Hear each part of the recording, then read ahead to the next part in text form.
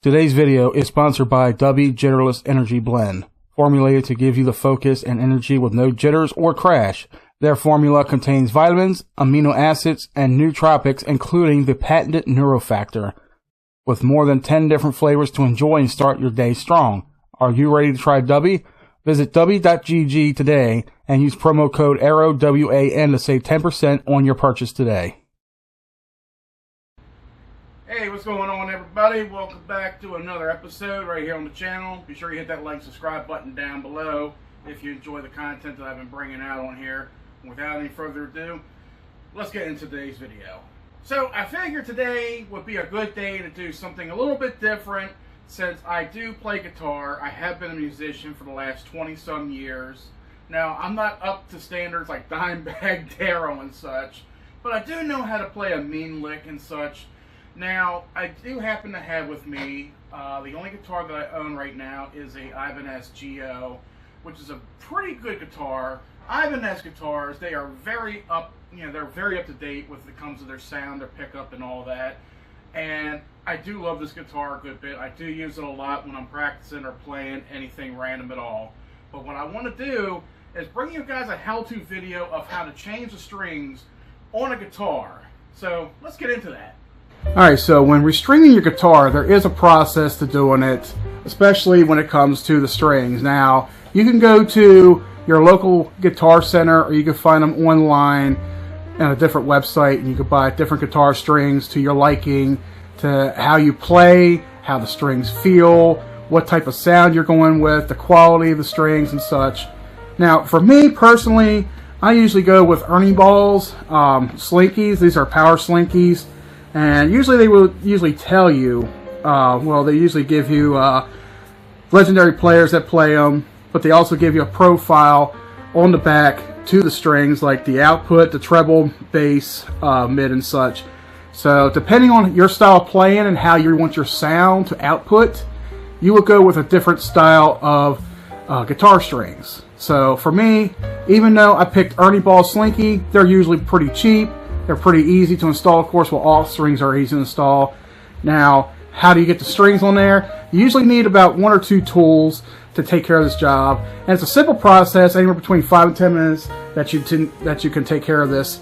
Now, I got one of these at Guitar Center. I got a pack of 2 for like $10. And this is a winder on one end that is for the tuning pegs to tighten and loosen the strings up. And you also got a wire cutter as well. So I'm going to go ahead and show you how to do this. So the first thing you want to do when changing strings out is you want to be able to loosen the strings up. And to do that, you would just wind it until the string becomes looser than what it is. I think I am tightening that. Yes, I am. So always, I guess it's clockwise, it's loosening it. Counterclockwise, it's tightening it, or however you want to set it. So I'm going to go ahead and wind all these down.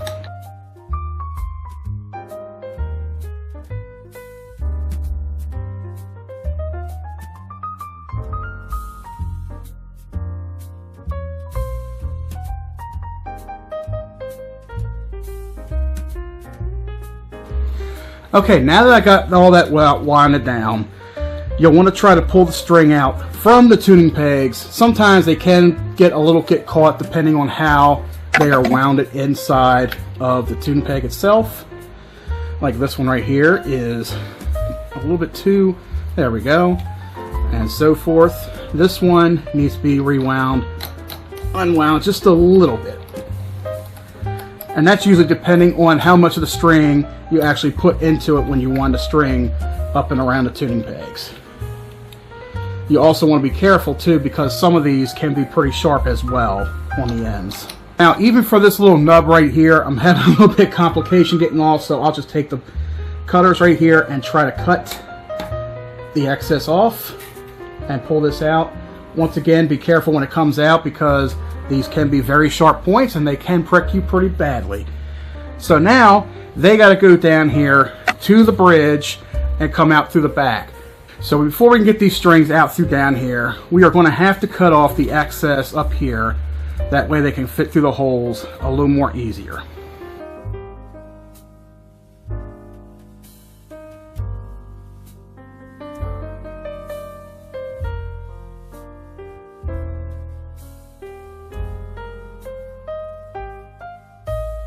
So now that we got that taken care of, now depending on how the strings feed into the bridge itself on your guitar, it depends on the type of bridge you have on here. That sometimes they can actually get screwed in, or on the back of the guitar you have them being fed in through the back of it. So I'm going to start pushing these out through the back.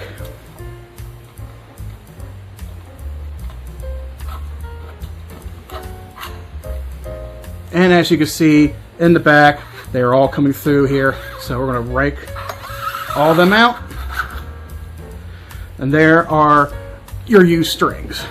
So now we need to put some more strings in here. So let's go ahead and pull out some Ernie balls. Now I got one pack left. And you usually got gauge numbers to determine the thickness of the strings and where they go. Now, even depending if you're a left-handed player or right-handed player, you should know where the strings go. Now, in this case, there are a total of 6 here. So this is the thickest one. So this will be the low E string, which is number 6 up here. So let me unwind this real quick. So that way, if you're doing it flat on the surface and you got to turn it upside down, if you use a whammy bar like I do, make sure you take the whammy bar off so it's not much pressure on the guitar itself. So we are going to take out the low E string.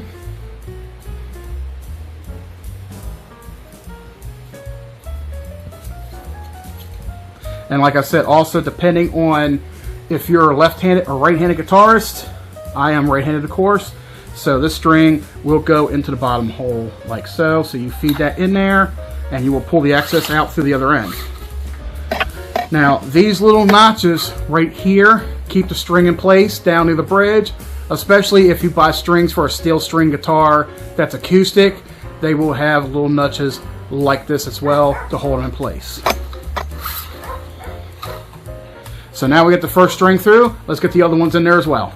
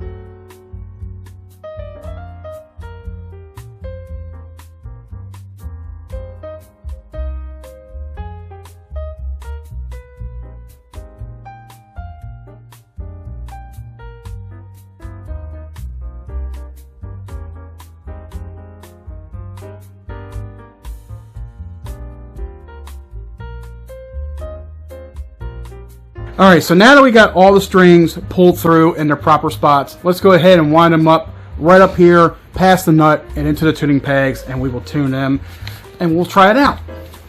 Now another thing that's kind of important, depending on how much string leverage that you want, always when you pull it up through the tuning peg over the nut, if you want it to be real tight or a little bit loose, sometimes I like to have it just a little bit loose, to have just a little bit of leeway. So always have an arch to your string of how much excess you want to the string, and always hold it right here on the nut, especially when you're restringing them.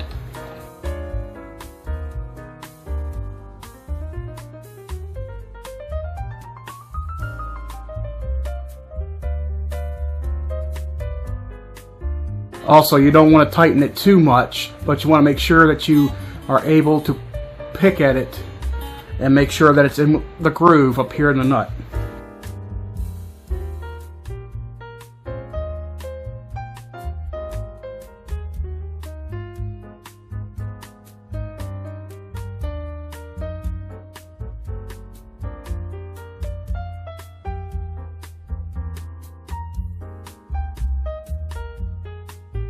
Now, if this excess happens to get in your way for whatever reason, just feel free to go ahead and snip that off while you can.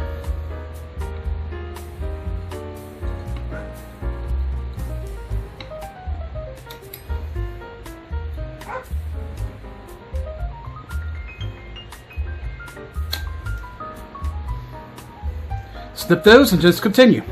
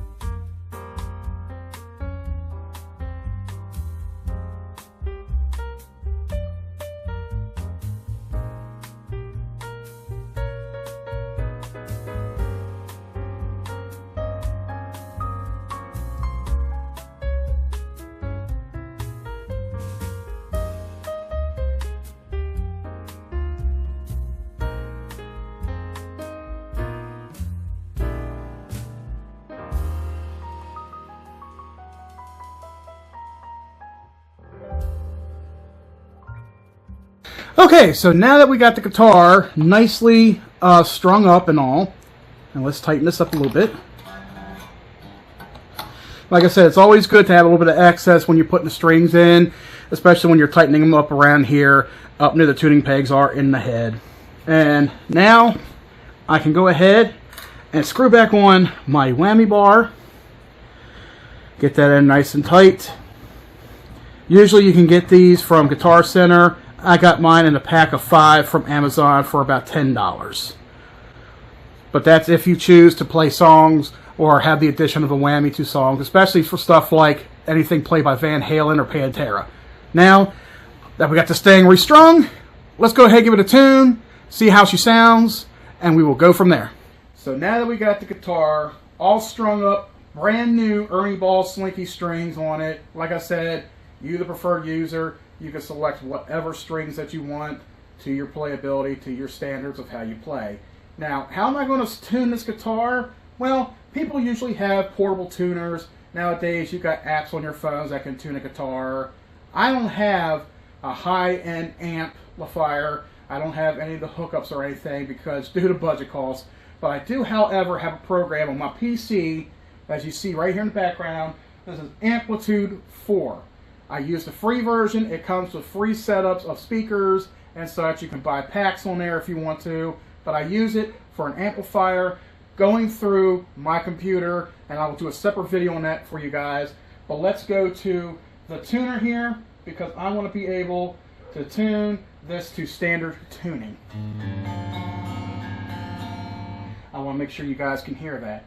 So standard tuning, what you learn in school when it comes to playing guitar, it usually starts with a low E and ends on a high E. Now, if you can't remember what those letters are for each string, they usually give you a phrase to remember, like elephants and donkeys grow big ears. I know it's childish, but it's an easy way of remembering what standard tuning is and what each string is. Elephants and donkeys grow big ears. So you got the E, A, D, G, B, E string. That's for your standard tuning. So that's where I want to tune it to, is standard tuning. So we're going to start with the high E. That's all the way down on G, or all the way up on G. So I think I got to go down a little bit to E. I think that's where I'm at right there. Here we go. And when it comes to reading the status of a tuner to see if you are right on, usually they give you an indicator in between to see if you're right on the note or if you're a little bit higher, a little bit on. Alright, so that is E. Now let's go down to A. So I gotta go up a little bit. So there we go, we got A. Alright, so then we gotta go down to D.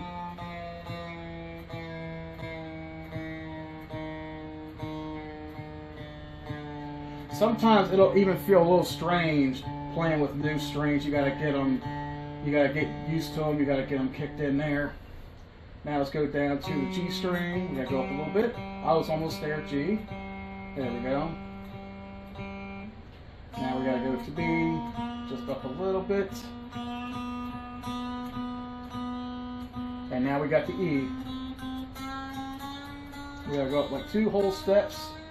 which is pretty far. There we go. Now I think we're on par. Little Marilyn Manson there. There we go. We are now at E tuning, or E standard tuning. So where you got chords like D, A, C, E, E minor, G, F, which is the half bar chord, B, and so forth.